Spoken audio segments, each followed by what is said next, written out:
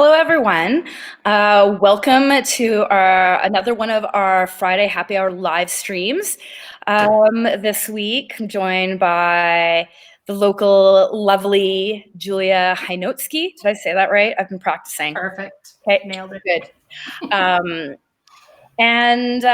So we have a lot in store, and I have been waiting to do this live stream for a while because I have a lot of questions for Julya as well. Every time I hear her talk about her work, I learn a little bit more, but there's a lot going on in these works, and whether or not you're familiar with the work or not, we'll have some images that we bring up, but it creates a lot of questions in the gallery.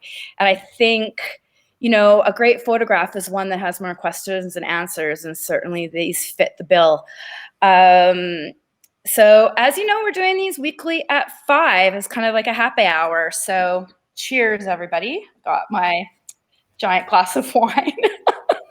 I don't know what Julya has. Is it like pure vodka or what's in there? That's fine too. I'm just teasing. But yeah, please join us for a glass of wine and settle in for this hour. So as a lot of you know, there were some new COVID measures introduced a few days ago, and I just wanted to let people know that we are still open. Of course, we have reduced capacity to stay in line with what is recommended by the Governor General, so we are allowing up to 12 people in the gallery, and with a little over 4,000 square feet, we've got plenty of space to social distance. Hand sanitizer is plenty. It's all over the place, but masks are mandatory. So please bring those. If not, we have some here as well. Another little note, just because we're approaching holiday season, keep in mind that it does make a huge difference to support local. So just keep that in mind. If you want to treat yourself, you're not just helping out the gallery, but the artist as well. And of course, we have artwork, exactly. And we have price points for every budget. Like we have some great little prints for like $200, up to like 10,000 and everything in between, right? So yeah, if you want to treat for yourself, for somebody you love, support local, support an artist. So I'm going to hopefully get in a few more of these before the holidays. This is where I usually tell you who's coming next, but I have some question marks still. So I'll just have to stay tuned on social media to know who's coming up next, but we still have a couple weekends before we'll break for the holidays. So I'll do a little bit of an introduction for Julya, and then we'll get on with our talk. So Julya was born in Calgary and raised by his parents, surrounded by unruly houseplants, bookishness, art supplies, with CBC radio playing softly, constantly in the background. And that I can completely relate to. It was inevitable then that she would grow up to be an artist. She holds a BA in French from the University of Calgary and a BA Design and Photography from the Alberta College of Art and Design. Her multidisciplinary practice includes digital and analog photography and seeks to ask questions and inspire curiosity about the complex relationships between humans and the natural world. Her most recent adventures, supported by grants from the Calgary Arts Development Authority and the Alberta Foundation for the Arts, involve building a mobile natural history collection laboratory, a combination tiny camper and workplace, the Alfresco Science Machine. And I have Julya sent me some pictures that we'll look at of the Alfresco Science Machine, because I just love that little teardrop trailer, and she built it herself. And exploring the many ecosystems of Western Canada, from Alberta's Writing on Stone Provincial Park to the Guayhanas, am I saying that right? National Park Reserve in BC, and Wood Buffalo National Park in the Northwest Territories. If she's not in her home studio working on something tiny, she's in the forest working on something big. see more of Julia's work at obscura-lucida.com. And of course, we have her artwork featured on our website as well. More importantly, you should be following both her and the Alfresco Science Machine on Instagram. And that's, what is it? Your handle is at Obscura Lucida? Yeah. All one word, right? There's no commas? Yes. And of course, there's the at Alfresco Science Machine is the handle for the Science Machine. I'm now just going to have Julia maybe round out my introduction a bit before we get going on these questions. Is there anything else you want to add?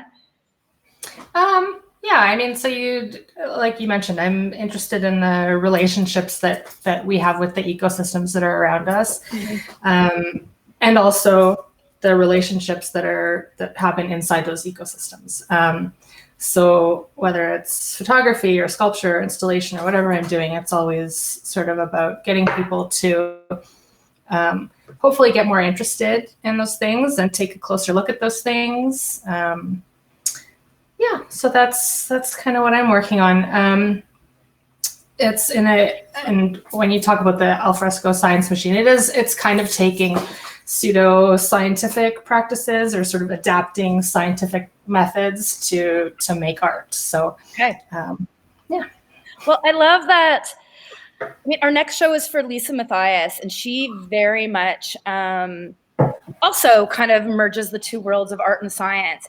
And so I've learned kind of more about that, and I'm fascinated by it, right? I'm fascinated by the intersections of these two, supposedly kind of dual worlds, but they very much can collide. And what I think you're doing with it is both remarkable and beautiful. So without further ado, I'm just going to get right into this.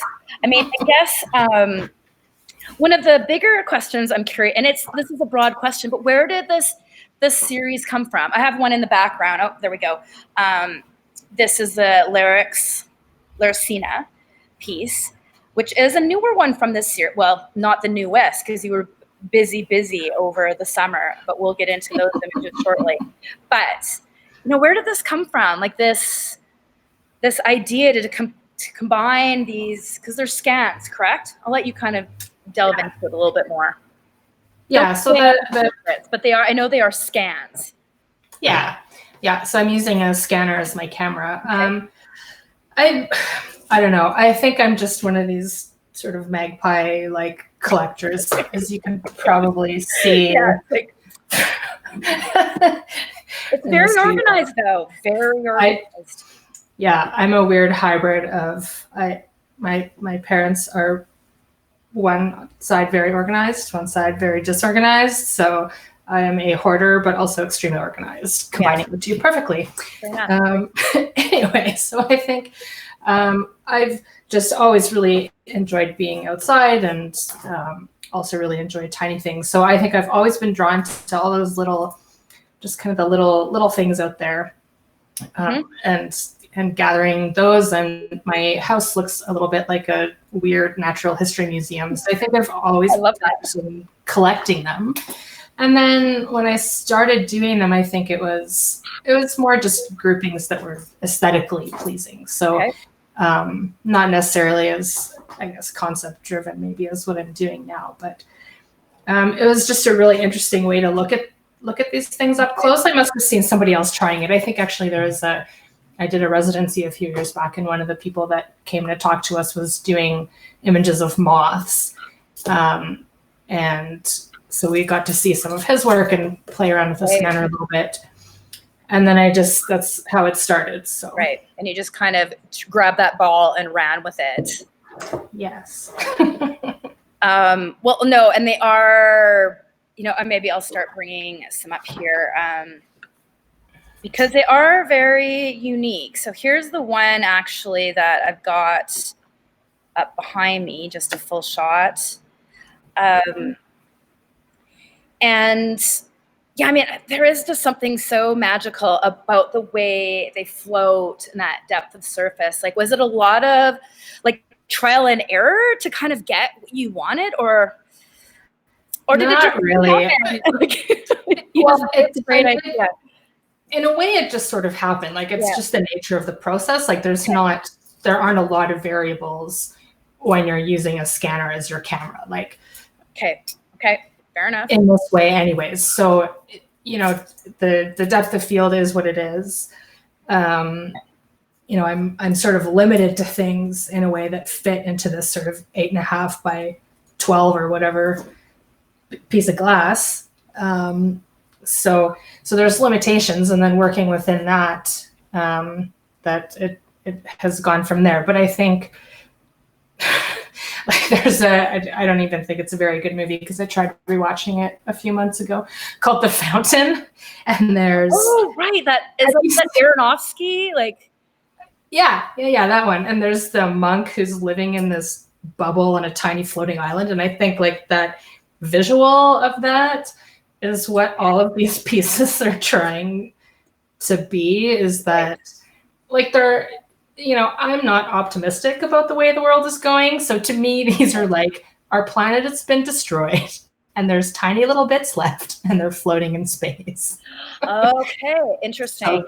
So space does come into it, because certainly they have that feeling of, like there is a sense of isolation to them. Yeah, I guess yeah, that's interesting. Okay, that's something new that I didn't know before.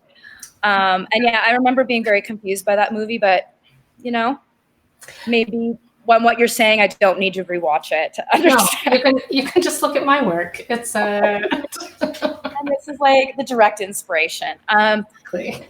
Well, and I mean, I guess another question I have is about how you select the specimens.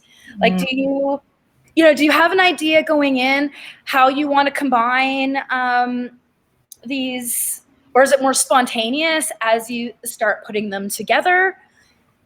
And a third part to that is like, what are the size of some of these things? Because you're really playing with scale, right? Because aren't like some of them like itty bitty, but then in the photographs, I mean, some of the photographs are like 54 by 36, so they're a large size.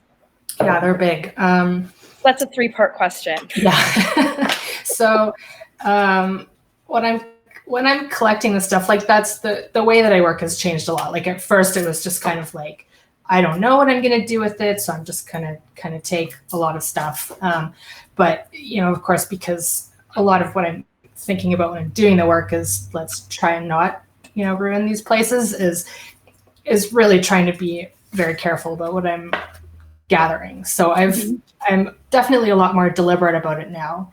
And I do find like I'll find myself now almost like composing the pictures in my hands, like as I'm going. Okay. In a way. So I think just as over the last couple of years that I've been working on this series, it's I know more how it'll come together and what works and what doesn't. And so I'm much more selective now. And I'm still, I still will have times where I've collected a bunch of stuff that I didn't necessarily know what I would do with. And then I do get into the studio and find that things just sort of, the shapes lend themselves to being put together, or, but yeah, definitely more deliberate about it now. And also I think somewhat more research driven too. And that now I'm, I call these sort of portraits of ecosystems now. So it's not just stuff that looks nice together. It sort of should tell you something about the way the place looks or feels, or so. Right. Yeah. And I mean, the one I have up here was one of the first ones that we showed as part of that Female Lens show. What is it, 2019? It's only a year ago, wasn't it? No, it was, I think, well, we're coming up on 2 years. Up on 2. But yeah, I mean, so this was one of I think there was a couple in that show. And I love this one too, because I think you're saying like this guy is just like little itty bitty, right? Like this.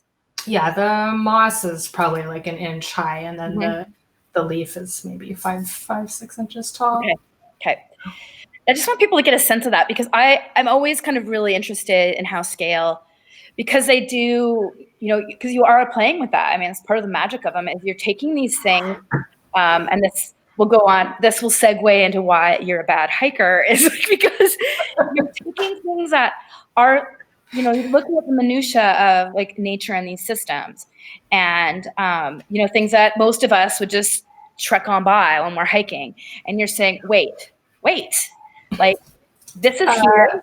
It's really important that you see this, and you see how beautiful this is in all of its crisp, and amazing beauty, right?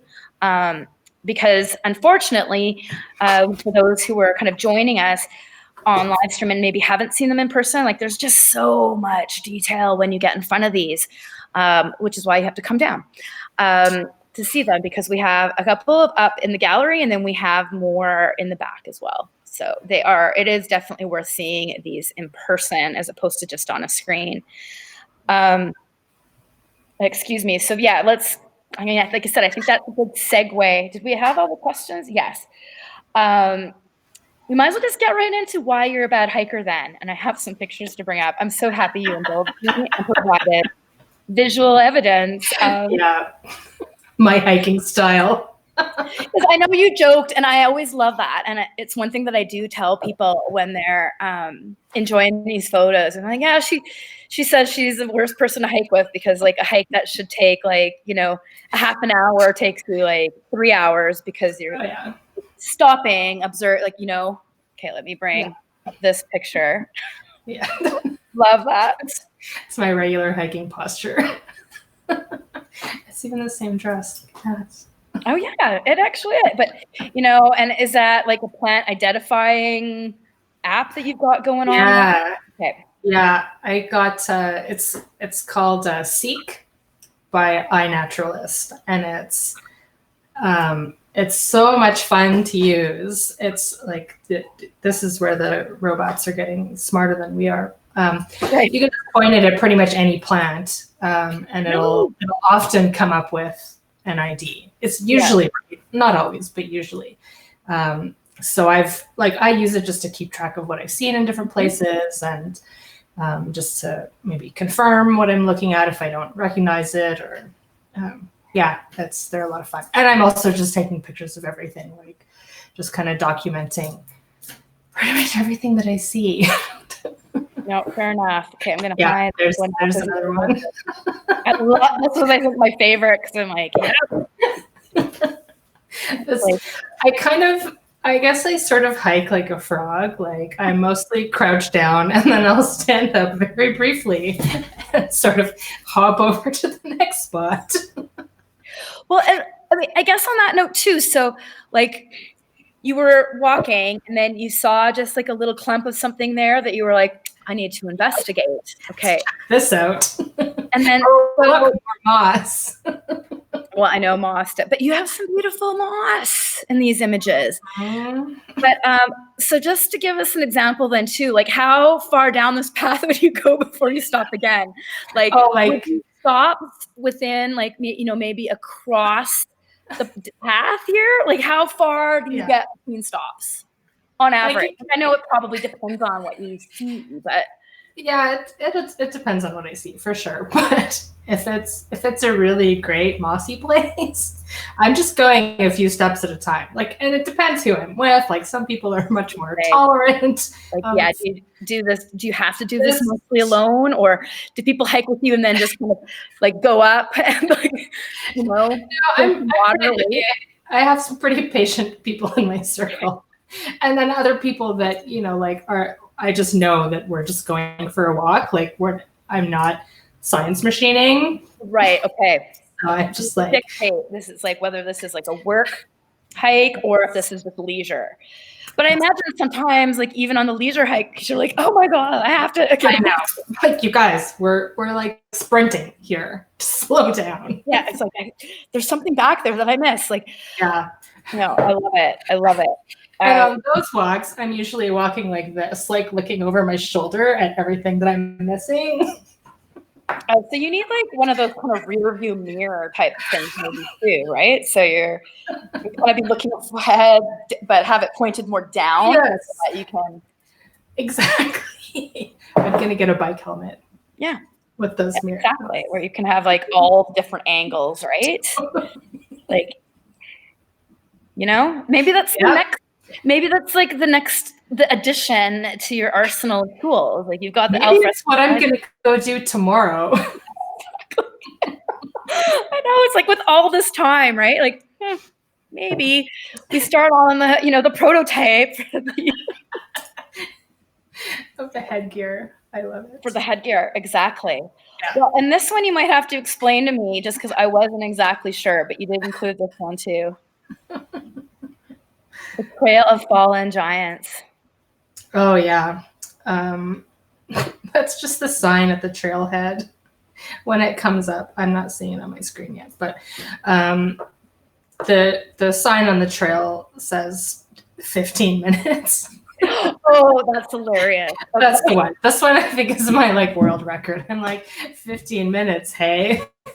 Yeah. How long did it take? And I think it was like 4 hours or so. Yeah. But it was like super mossy. Yeah, you're like, this is a bounty of wonder. That is great. Yeah, there's like moss and mushrooms. So yeah, it's kind of like it's like a double whammy of like amazingness. Exactly. Well, and I guess while we're, on the topic, I am going to bring up some pictures of the alfresco. Yeah. Let's just get right in it because this is amazing. Okay, which one do I want? I'll bring up this one first. Because I think out of the images, this is the shot you can, but yeah, so tell us about, because you built this. Yeah. And it's, it's like a teardrop trailer. Yeah, it's a little teardrop trailer. Yeah, I saw it. Well, there's kind of like a cult of people who build these little things. Yep. And I saw there are some folks who brought one to the Maker Faire. So I got to meet those guys and ask them some questions. And I'm like, I really want to build one of these. So I started just kind of gathering stuff together. And then in 2017, I want to say, the Calgary Arts Development did this small experiments grant program. And it was just like a micro grant. Okay. And this is the only time I've done this. I wrote the grant application literally in an afternoon because I saw the call the day that it was due. Oh, shoot. So you had to move quick. Yeah. So and everything just kind of coalesced because they wanted you to come up with something that would be like a radical change. Like, what could you do with this little grant that would just completely change the way that you work? And I'm like, I know. So I pounded up this grant application and I got the money. And my dad helped me build it. So, for $5,000, I built the camper and took it on the road for 3 weeks out to Vancouver Island and back. Mm-hmm. But yeah, it was just, and it really has, it has totally changed the way that I work because I can go kind of wherever I want. I feel like I have so much freedom. Right. With this little thing, I can just kind of go anywhere with it and set up and work or just gather stuff and really immerse myself in these places. And it really has. It's changed the whole, changed my practice. So, yeah.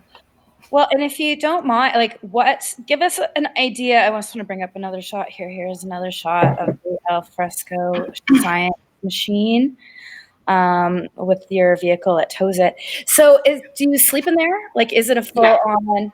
Yeah. Yeah. So it's just to give people a sense of the size of it. The two walls are out of 4x8 plywood sheets. Mm-hmm. So it's like 8 feet long and 4 feet high and like 5 feet wide. Right. So inside it is exactly the size of a queen bed.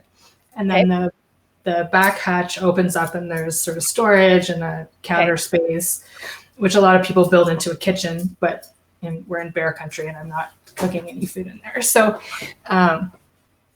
it's kind of my workspace. Like the previous photo you showed, that was in Grasslands National Park where I was this summer, and I had the scanner all set up in the back and was. Okay, I was going to ask you that too. So you actually do set up the scanner as well. I've started to now. And that's sort of new this year, because this year I have been working with Parks Canada, so getting collections permits to work actually in the parks. Oh, okay. Yeah, so with Grasslands, I went set up for a week and was able to collect some stuff. And then I spent a week in Pacific Rim where I was allowed to collect things, but had to put them right back. And it could only be like, it's already fallen off the tree. And so anyway, so parameters. Okay. Yeah, so they all have their different parameters. But yeah, so this year I did actually start working on site with a scanner, which was new and exciting. So yeah, no, that is. And because I've been following the Alfresco Science Machine for a while. I think even before we had the show, because I was just always really curious about it. But I didn't know. I imagined you slept in there, but I wasn't sure how much of it was, dedicated, like a dedicated workspace as opposed to a sleeping quarter. I know I actually had a neighbor for a while he had also built a teardrop trailer that he was like obsessed with. And it was pretty amazing. And then, and they camped in it, like him and his partner camped in it all the time. And then he did the 2.0 and got this like tent fold out tent that went on top of it. Oh. So it had like a little stair. So then inside they could have like more supplies and things and go for longer trips because that's what they wanted to do. And it opened up again in the back and we had the little kitchen in there. But anyway, it was fantastic. I just love it. They're great. Yeah, and it just fascinates me that it's, because this is something, it's like a couple of 4x8 sheets of plywood. It's more than that, I get it, but still, this is doable for people, because I remember asking him too, it's like, well, are you a really handy person? And he's like, no. Like I had to do a lot of research to figure it out, but he's like, he built it in a surprisingly short amount of time. Like I can't remember, but I think it was like 3 or 4 months, and learned a lot along the way, but was in love with it as well. It just became, the ultimate machine. And they're just so adorable. It's like they're a classic. Yeah, because I think, people have probably had covered trailers and wagons forever, but this particular kind of iteration, I think, started with like Popular Mechanics magazines, like in the 50s, when people were like, let's go camping with a family. So right. Yeah. Very, very folksy kind of, Well, so everybody, there's the machine. Now you understand why you need to follow the Alfresco Science Machine on Instagram. I don't know if I showed this picture. Maybe this is like the one that was left, and then we'll move along. Oh, yeah. This is like a cute little picture too. Yeah, that's the place where I did the 4-hour, 15-minute hike. Oh, really? Okay. Like, just look at all that moss. I know. It's true. It's like beautiful. Okay, so I'm gonna hide this again. I want to go back to. I'm gonna bring up a couple of the newer ones that you completed. So this was a newer one, correct? Yeah. And I believe this is a newer one. Maybe I'll bring up one at a time just so we can actually see them in a good size. Okay, so I'll hide that one.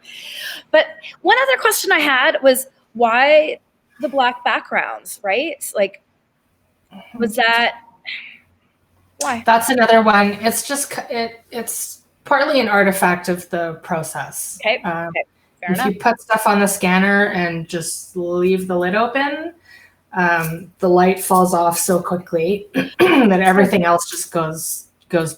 Interesting, because it's just so effective too, right? It does kind of make me think of like, the Northern European school of like landscape painters who, had a lot of like the dark, like black backgrounds, right? And, talking about Madeline Lamont last weekend, she was like very influenced by that.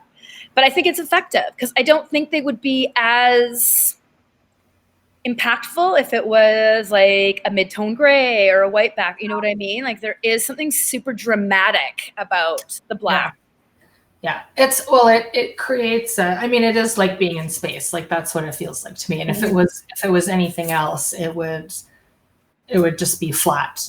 Right. It would be things flat on a gray background. But these ones, they're floating somewhere. And then when I print them too, and this is the other reason you have to go look at them for real, like the paper that they're printed on is so flat, so true, and matte that like it's like a void. Like I can't get my hands on Vanta Black, but if I could, yeah. That's what it would. Yeah. But isn't there a new one that's actually more intense than Vanta Black? I can't remember. Seem to remember like hearing a podcast about it, that they were giving some people who are mad about the about Anish Kapoor's. Yeah, like kind of hoarding the Vanta Black.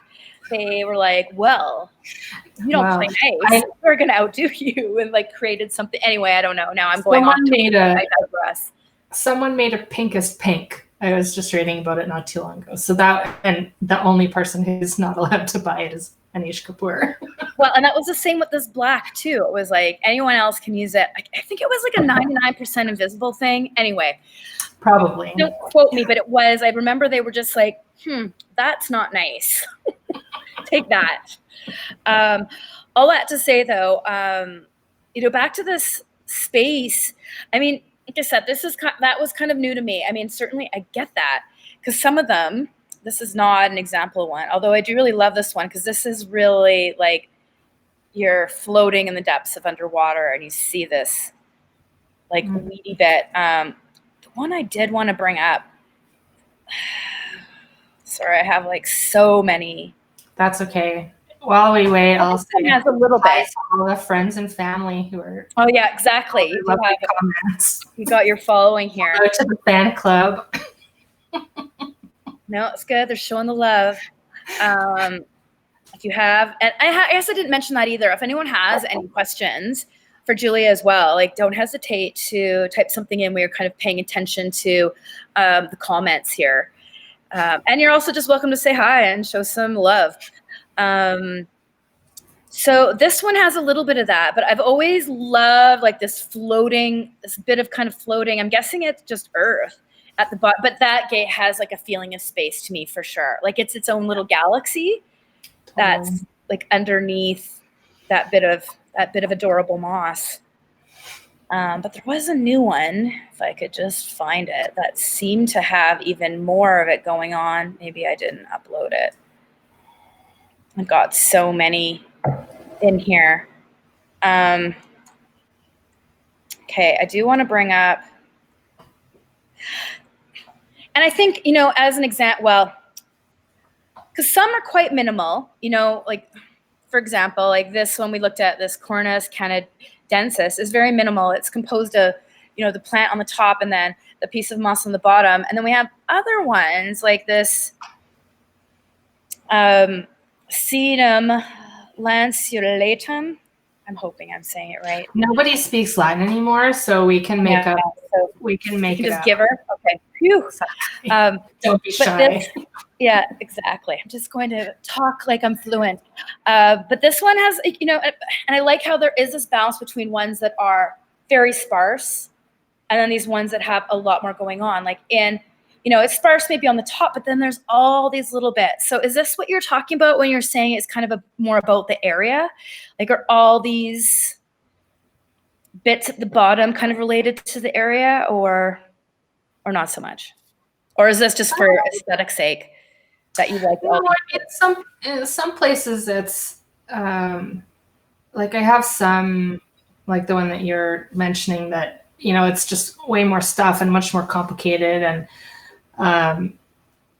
I think the decision of whether to make it complex or not comes down maybe more often to the aesthetics of it.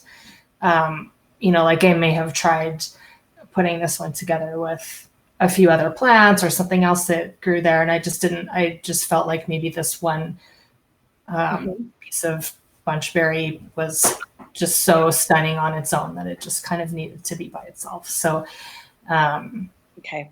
Yeah, I think in some ways that's just more of an aesthetic composition question. Well, and then there's this one I want to make a little larger too, because this is, again, a newer one. Zostera marina.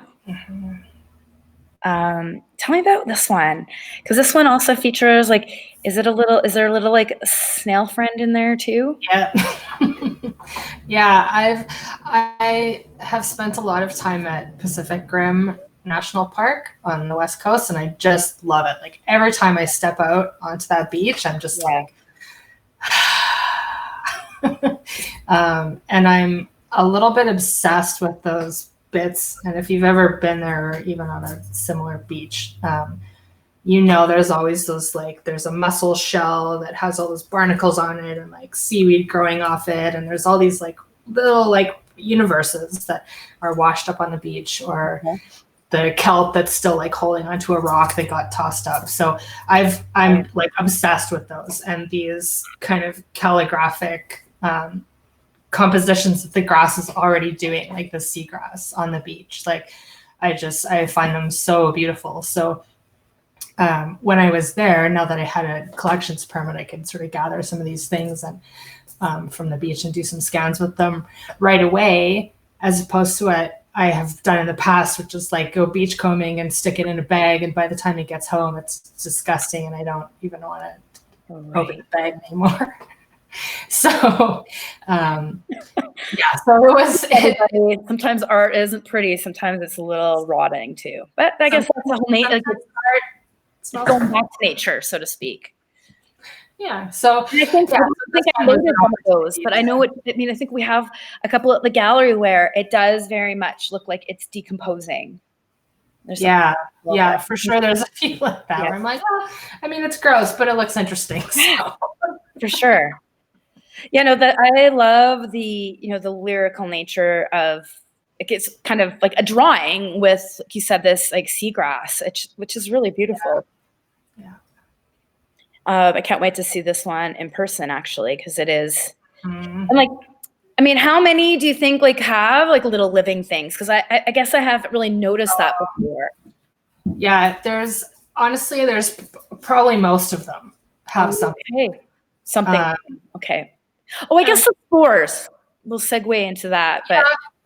But I mean, even by accident, like when I retouch these to make sure the background is nice and black, I'm taking out dust, but there's also, and I don't usually leave them in, but there's also often these tiny little rainbow, little skittering kind of tracks here and there. And it's because there's something moving as the scanner goes by. And so it's sort of doing this weird glitch thing. Okay. So I'm always finding, like, there's little insects, there's stuff. There's all kinds of little stuff in there.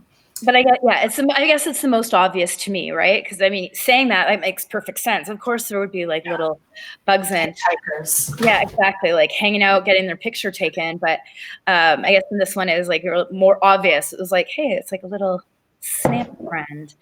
Yeah. Do you want me to answer some of these questions? I see there's a couple. Oh, yeah, sure. Sorry. Yeah, so we've got, what type of scanner do you use? And hello, as you know, I'm a big fan. Hi, Stacy.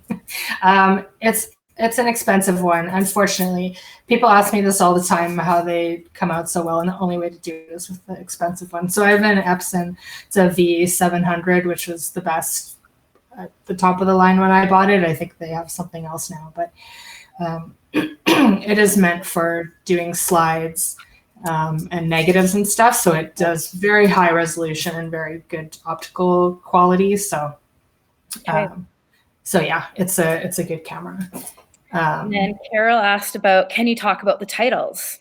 Oh yeah. So, and this is a funny one because I've done so many that I feel like I'm kind of locked into them, and I don't know if I like that or not, but they're just the Latin names of at least one of the things in the picture. Okay. So, and I think when I started doing them, I was thinking a lot more science-y, whereas now, as it's evolved and as I've thought about what I'm doing a bit more, now I'm like, maybe science isn't doing the best job of communicating the importance and the value of conservation, or the importance of all these different living things. So now I feel a little bit more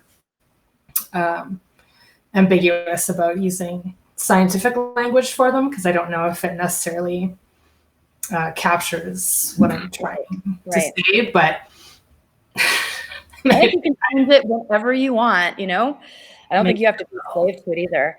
I mean, I'm going to wear a helmet with mirrors on it, and I'm going to call my work whatever I want. Name it. Like, I'm just going to turn on a dime. Not that you're allowed. I mean, I don't know. Honestly, I think, and the work can change. Like, at first the title can be a different type of entry point, and that can change as well as the series develops. I think that's perfectly reasonable, right? Okay, sorry, I have to scroll here. Okay, so we have, titles, scanner. Does the art reflect the areas you hike in? Yes. And more, I think I'm trying to scan stuff right away. Like when I get home from the place, or while I'm still in the place, I'm trying to put it together then, because while I still have a really clear picture of what the landscape looked like that I was in. So I'm trying a lot more to make things more quickly, I think, so that they respond better. So they are like snapshots of that hike, through what you found on it. Okay. And then this question, is that natural sunlight on the earth? I think this might be in response to a few images back. Maybe it was I think that was the dog bunchberry, sorry. It's all just from the scanner. So I'm not adding any kind of lighting or anything like that. It's just the way the scanner lights things. And it works. It just works. And sometimes it's, if I have something flat to the glass, it's going to look really flat front lid, and other times if it has a bit of dimension to it, then it'll kind of fall off and give some more shape to it. But I'm not doing any fancy lighting tricks. From Stephanie, behind the scenes photos. Oh, I have a talented team of behind the scenes photographers. You know who you are. Exactly. It's and you know how important you are as well. It's true. I know. And and they know I'm always making faces at having my photo taken, but thank you, because there they were for my talk when I needed them.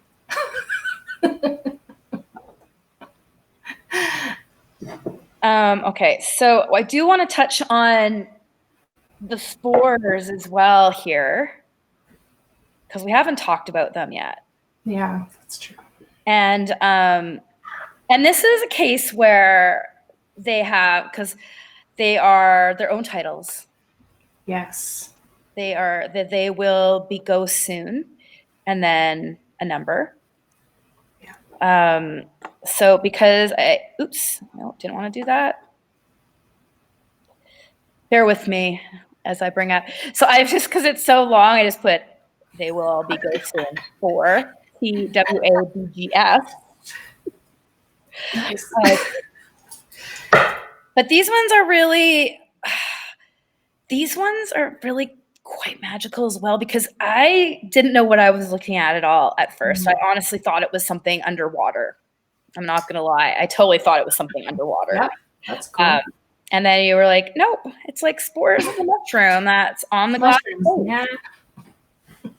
And that, it kind of blew my mind a little bit. I'm not going to lie. I just, because of the different colors too, but you're saying that's just natural too. So that's like crazy orange bit is and comes out of the mushroom's head. Yeah, exactly. And this is just another one of those scientific processes, like people who are trying to identify mushrooms, because there's so many that look the same. You can tell which is which by doing a spore print. So you just put the mushroom down and just let the spores drop out. And the color can be one of the diagnostic kind of features that people use to identify mushrooms. So, yeah. Interesting. No, I did not know that. Well, I mean, you mentioned it, but I didn't know that like in the field that this was actually, I mean, I get it. It makes sense that of course they'd all be a little different.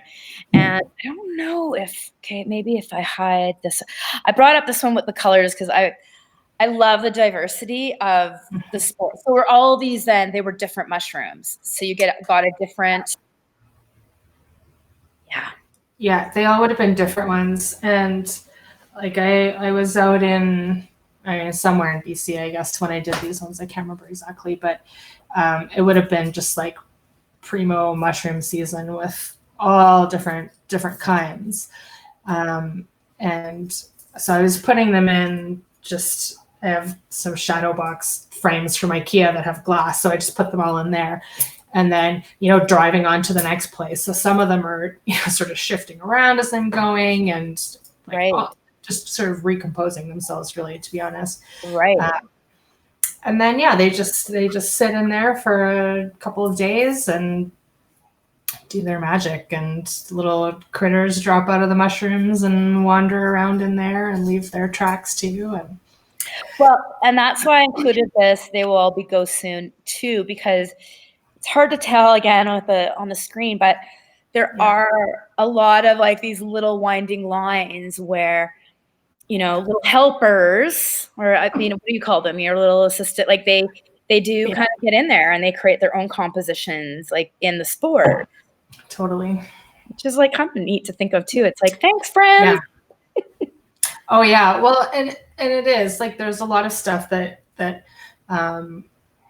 as meticulous as I am with the work that I'm doing, there's a lot of stuff that is just completely out of my control. And sometimes it's great and it works beautifully, and other times it ruins things. But just kind of letting that happen. Yeah. Like there is a certain amount of beauty, but some of it is, it's kind of data at the same time. It's like, it happens. Yeah. And embrace what happens, which I love too. And, we just went on a complete tangent there. There are a few more questions. So there is one, what is your current favorite piece? Or do you have one? I know I'd be pressed to pick one myself. The last one that I made. I think there's the one with the giant mushroom in the middle that we haven't seen yet. Oh shoot, I didn't upload that. But that is great. That one. Yeah, that's up on my website. I uploaded, so I think this is the most images I've ever uploaded for a live stream. I have like 28. I sent lots. I know, but I had a trouble deciding. I'm like, I want to talk about this one. I want to talk. So I had to kind of make some choices. I want to include some earlier ones and some later ones, but I know the one you mean. Yeah. Look at our Instagram. Exactly. It's on there, and eventually we will have it in the gallery, I think, as well. Because I have a client who printers. I know I have a client who wants this one as well, because she's just like, oh my God, I love that so much. And seeing it again, like on screen, and then, like to the scale of like the one behind me, which is, for people who don't know this too, like Julia does print these in 2 different sizes. So the one behind me, although you can just see a snippet of it. So they're printed in a 36 by 24 inch size, and then they're printed in a 54 by 36 inch size. And they are editions of 20 total with 2 artist proofs. And that's like an open edition between the sizes. So there will only ever be 20 in the edition and 2 artist proofs. Or are you correcting me? 15. Oh, shoot. Okay, rewind. Can't do that. 15. Cut. Of each edition. Exactly. Sorry. Just insert, every time I said 20 was 15. And it's commercial. So it's even better. They're even more, Exactly. And I love that we did decide to do, a limited editions of these, because they are precious. And, and it makes sense, because you don't want there to be thousands. You want there to be like 15. They're important, people. Come check them out. Okay, so we have like 10 minutes left. So what else did I want to ask you? Oh, are there any other questions? What do you do with the materials you've already used in pieces? Is this from your mother?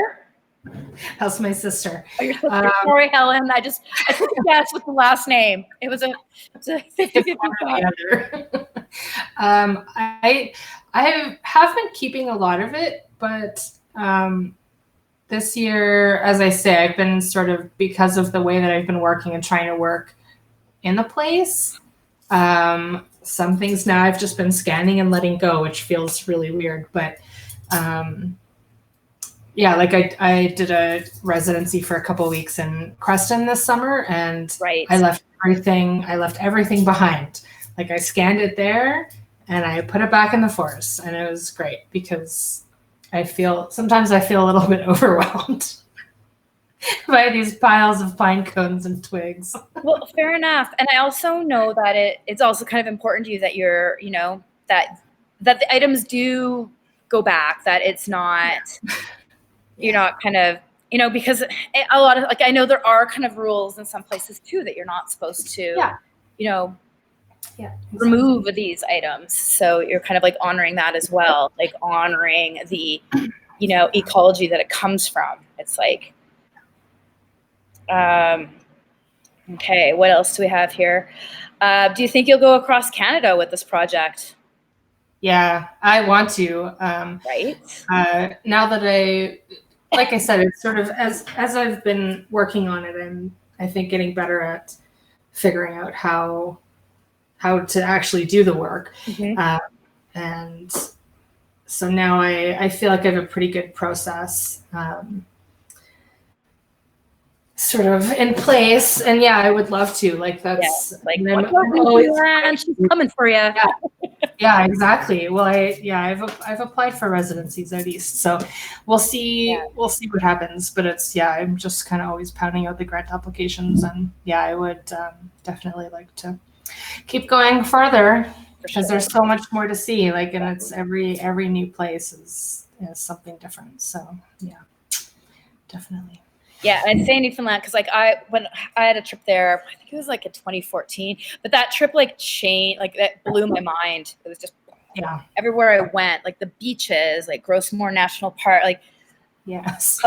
It was, and and I'm not even like necessarily a nerd in that way, but it's like hard not to kind of get a little wrapped up in stuff, right? When you're in an area that is just, growing up a prairie girl and then suddenly being on, Anyway, again, I digress, but Newfoundland would be pretty amazing. Yeah, it's high on the list. Yeah.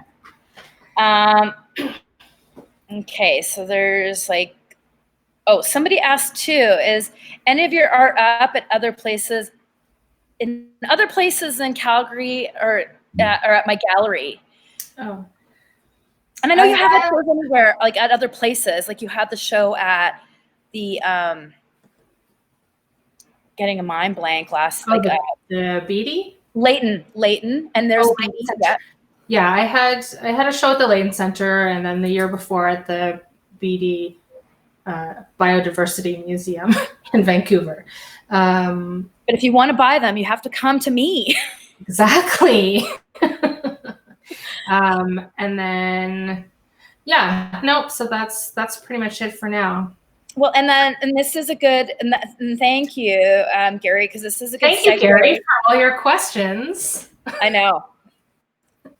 That's I love the tuners, because it's like sometimes there are no questions and we're just talking. So, but one other thing. So in answer to that, all of these artworks are available through the gallery. And if I don't have them in the gallery, because a lot of these are new from literally this summer. I mean, this was basically your summer, was taking al fresco around and creating these new compositions. So a lot of the images, like, I was like overwhelmed when I opened the folder. Yes, I'm like, whoa, like I have, because of course I follow you on Instagram, but some of these I'm like, what?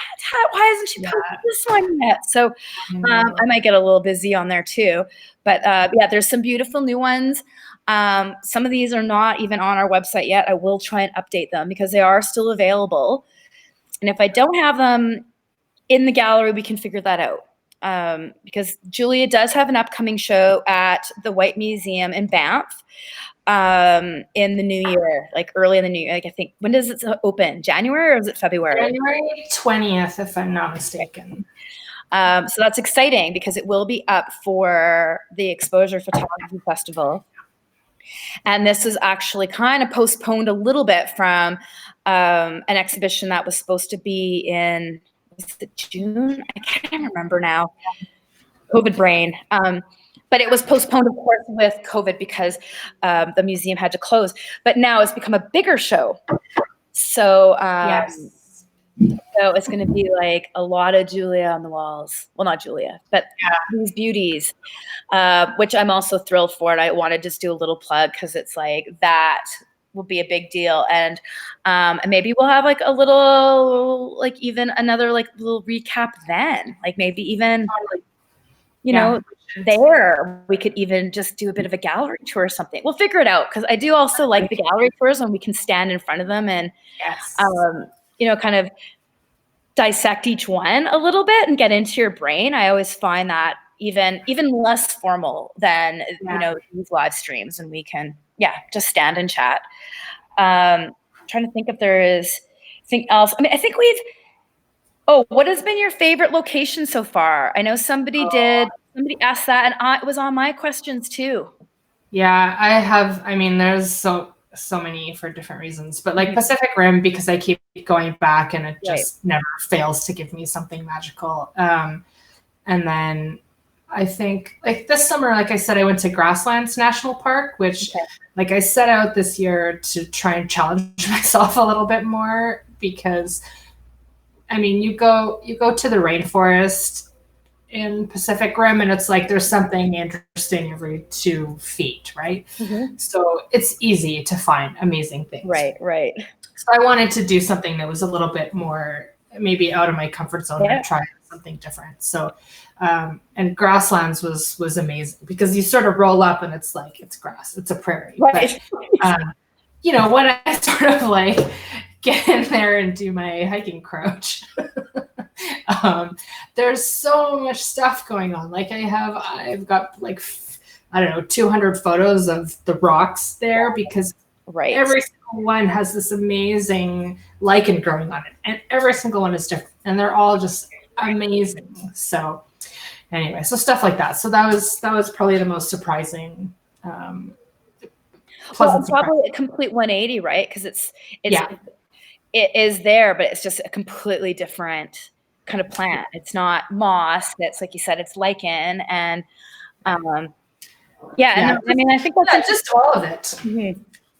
Yeah, all just very different feeling and different looking, and because it's all prairie stuff, and it's I mean, it's maybe taking it even a little bit further. Like I think a lot of people can appreciate what a rainforest look like. It's not a tough sell, right? But I think maybe somewhere like native grasslands are not really on people's radars, but undervalued, really. I mean, people always complain about, you know, the drive between like anywhere and, you know, Saskatchewan, and it's like, I don't know, there is something really, I prefer prairie camping myself to mountain camping, just because, you know, I feel like that's kind of my happy place. Like there's nothing wrong with the mountains, but I feel I kind of resonate more with that landscape. I think there is something just really beautiful about the sky and the grass and all the your nose down in it.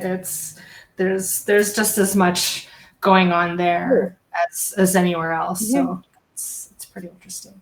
I think the crowd wants to see more photos. Should we just do a blitz through? Oh yeah. Okay. So I'm just going to, I might even just take because we have like a minute. Well, we're going to go over, but you know, if you can't make it, that's okay. But I am going to do a blitz here. I'm going to take myself off the screen so that we can just have like Julia with the images, and I'll do a bit of a slideshow with no music.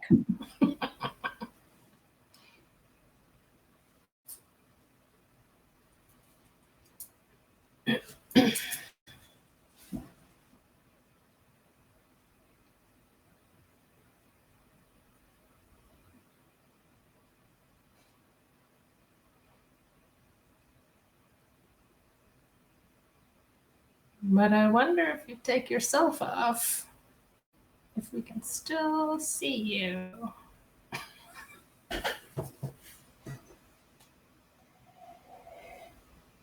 Is that too weird? I'm feeling lonely?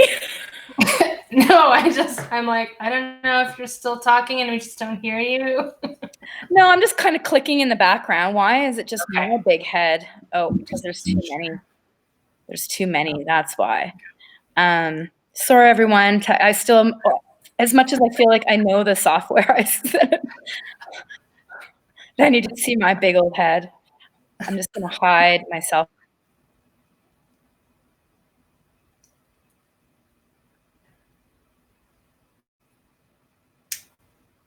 One. And I think, I didn't show all of, because you did all these as well. We didn't even. I think you got to keep yourself on. Everyone's going to stick around. Or if they have to go, they can look them up on the website. If we have to go, we have to go. We understand. So thank you for coming. Thank you for coming. Come to the gallery. Come see this work in person. It's important. And there are really great price points. So please. And we're open and there's lots of room to social distance. So for the rest of you that are sticking around, we're going to just look at these a bit because we didn't even get to these. What do you call these? They're like a duotone or? Oh, the cyanotypes. Cyanotypes, thank you. Yeah. So I think the ones that I sent you are the houses. No, you can't. Yeah. I can see them. Oh, you can't? Okay, good. Because I'm like, I can see them. So these are a couple of them. I'm going to go side by side. So these ones, I literally just read one tweet from a guy. He's a naturalist, I want to say, a scientist. And he was saying that these little abandoned houses on the prairies are like these tiny little islands of old, like prairie diversity, because nobody mows the grass around them. So it's like this tiny little wild island. And I'm like, that's just the coolest thing to think about because everything else around it is just monoculture. So I started taking photos of the houses and then making cyanotypes of them with plants that I gathered at the houses. So that's what those ones are.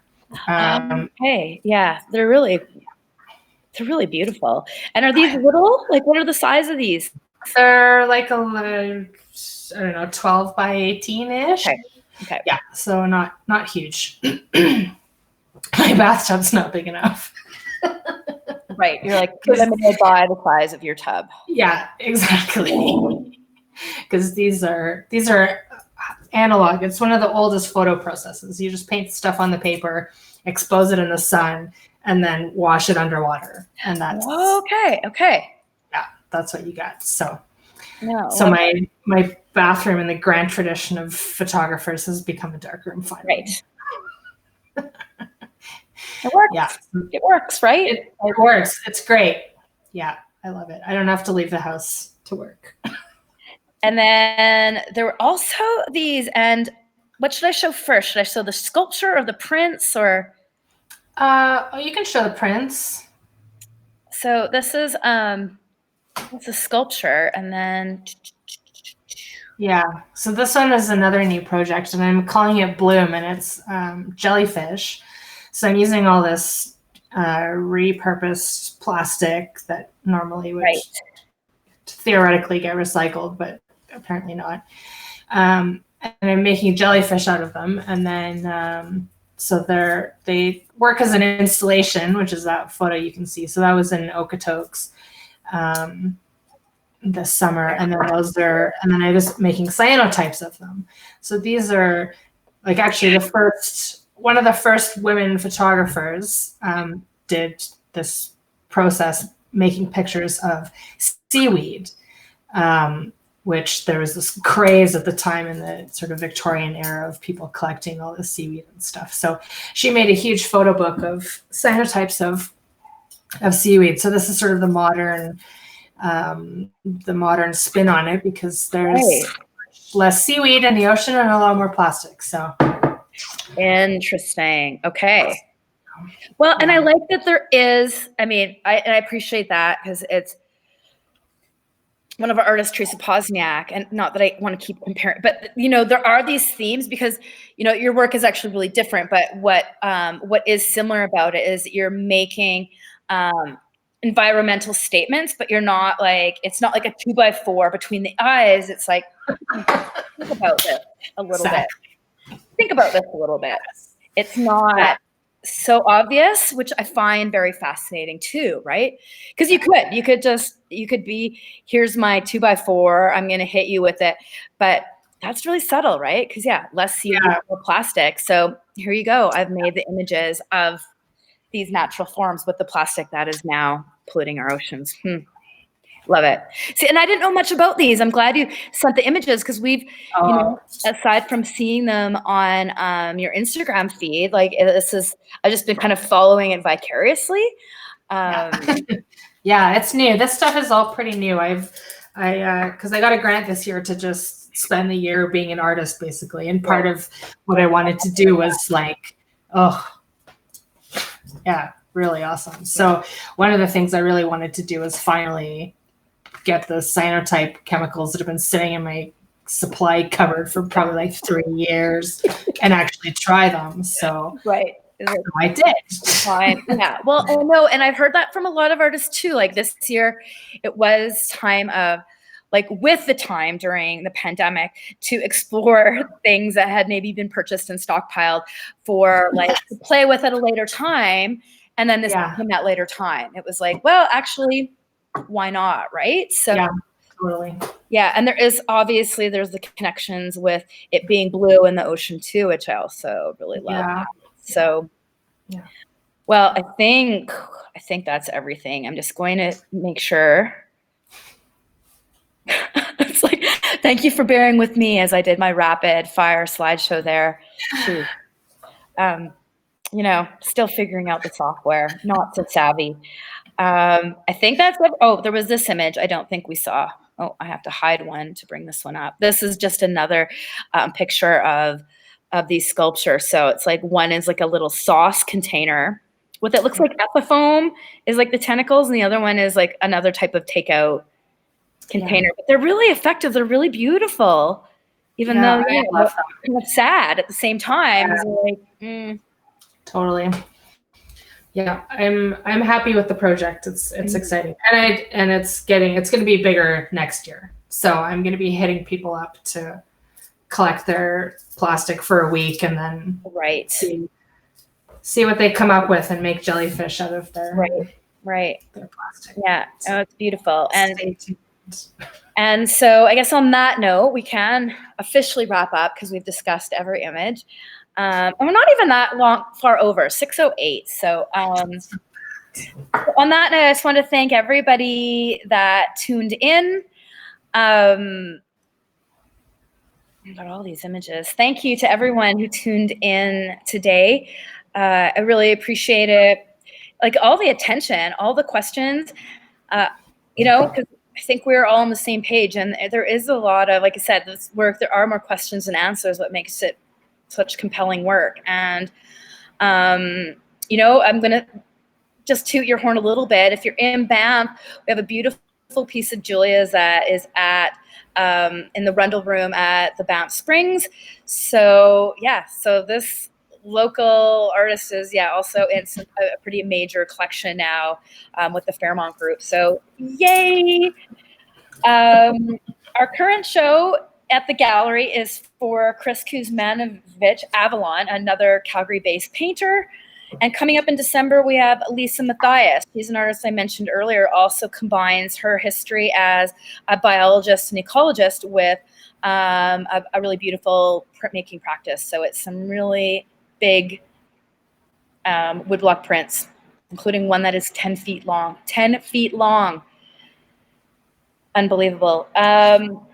Also going to put in a plug for the frame shop too, because we've done some really amazing looks with Julya's pieces. Because anybody who's seen the work in person knows that we have them on bars.